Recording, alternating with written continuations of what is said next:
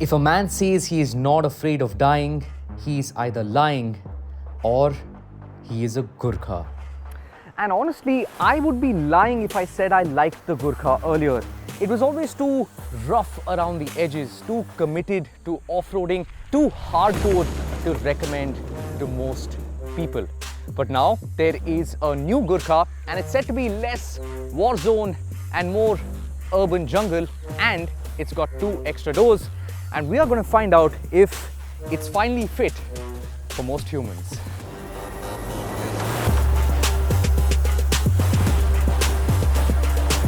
The new 5-door Gurkha, as it's officially known, gets a 425mm longer wheelbase, and yes, with those extra doors come 3 rows of seats which can accommodate more humans, 7 to be precise, and a bit of their luggage as well. And those humans will have something to breathe heavily and say wow to when the person sitting here shows off their new digital instrument cluster and the new bigger infotainment screen.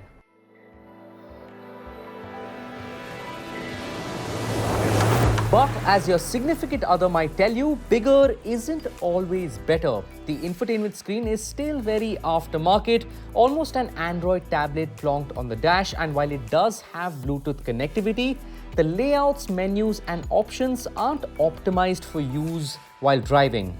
That said, the digital instrument cluster, though simple, is well executed with all the right information.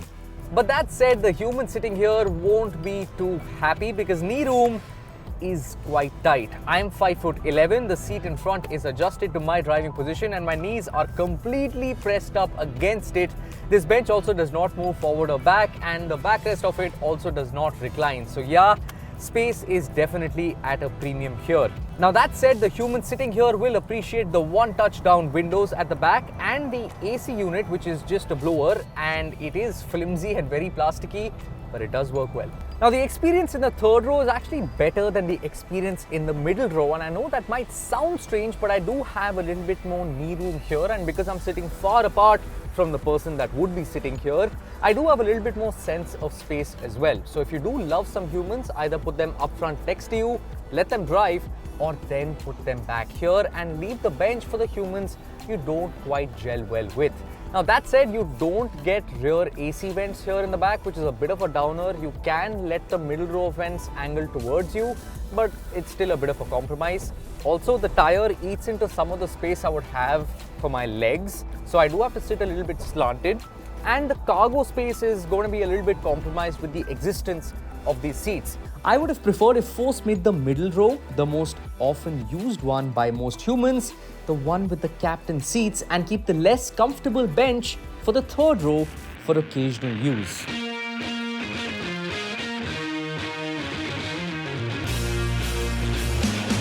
And don't worry, my friend, Force hasn't forgotten about you, the human driving this thing, because with a massive jump in both horsepower and torque, it doesn't just casually stroll across the battlefield anymore.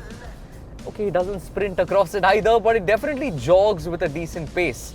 It's also got a stronger mid-range, especially from 1500 to 2500 RPM, and this new G32 gearbox, as it's codenamed, is also nicer.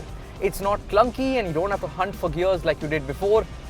It's still not what you'd call slick, but then none of the controls on the Gurkha are meant to be slick. This is not a car that you handle with care. This is an SUV that you absolutely deliberately manhandle, and I love that.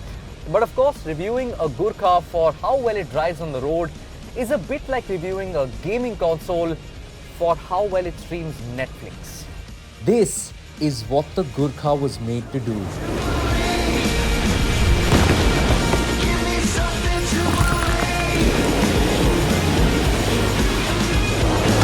Now the 5-door Gurkha gets the same 4x4 system as the 3-door, including front and rear locking differentials as well as a proper low-range gearbox. Now what you do get new here is a shift on the fly knob, and forgive me for forgetting my line as I go into the side articulation pit. Anyways, back to what's new. The shift on the fly knob is what's new, and what that means is that it's just way classier to get out of a pickle. All you need to do is just shift the knob. but also probably a bit less cooler without that hair-chested action of pulling it back into 4 low. But don't get me wrong, it's still an improvement for sure, 100%. While it loses some off-roading degrees compared to the 3-door, mainly due to its length, it is still qualified to go very, very far off the beaten path. And while the off-road course charted out for us was like kindergarten, once you actually start to push the Gurkha in tough situations, most of your time will be spent going, wow, it can do that? Okay, just a disclaimer, guys. You will obviously say this in the comments, so I'll just tell you straight up. This off-road track is very basic. It's definitely not testing the Gurkha's off-roading prowess. So we'll definitely drive this car again and do proper off-roading with it.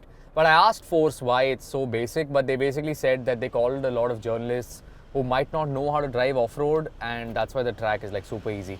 Just to tell you how easy it is, I've done almost everything with just one hand on the steering, no foot on the clutch, no foot on the throttle, just 4-wheel drive low, and the car just does everything on its own. It's like super easy. Anyways, back to the video.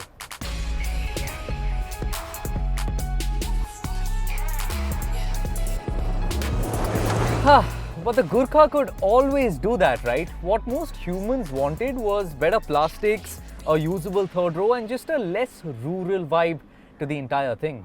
And it is less rural for sure. Better plastics, decent switchgear all around, but it is still very basic. The steering wheel is all function, no form, as is the layout of the dash. Then there is the lack of stuff like driver's seat height adjustment, which is just a plain oversight. But for me, the biggest drawback by far is the cramped second row.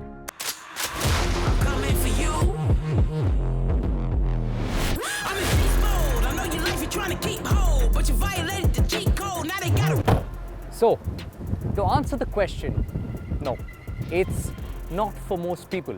It is for more people than before, yes, but still, if you have less people you love in your life, you can still get the 3-door Gurkha, which gets all of these updates and has made a comeback.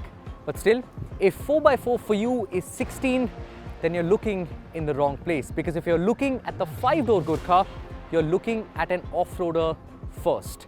The fact that it can carry your family along, that comes second. And while most people should not consider it, maybe you should, because you are not most people. You are special.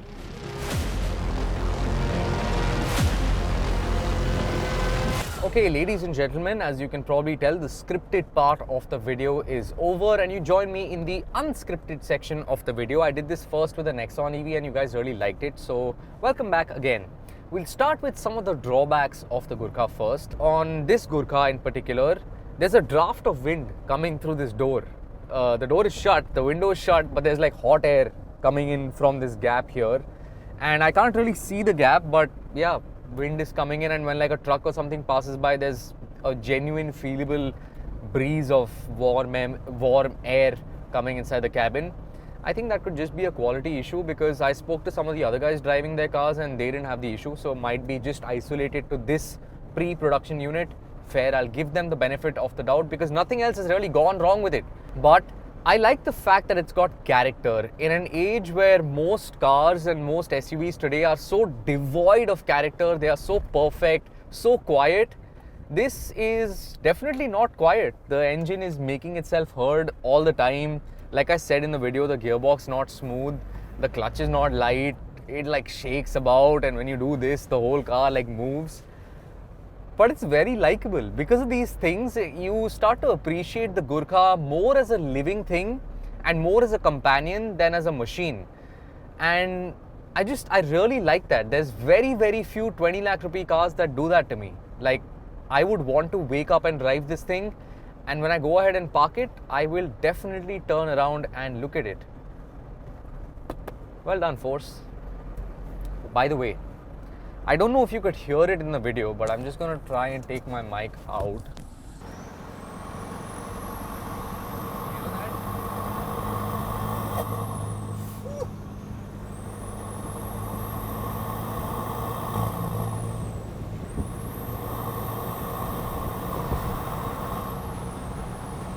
It sounds really good.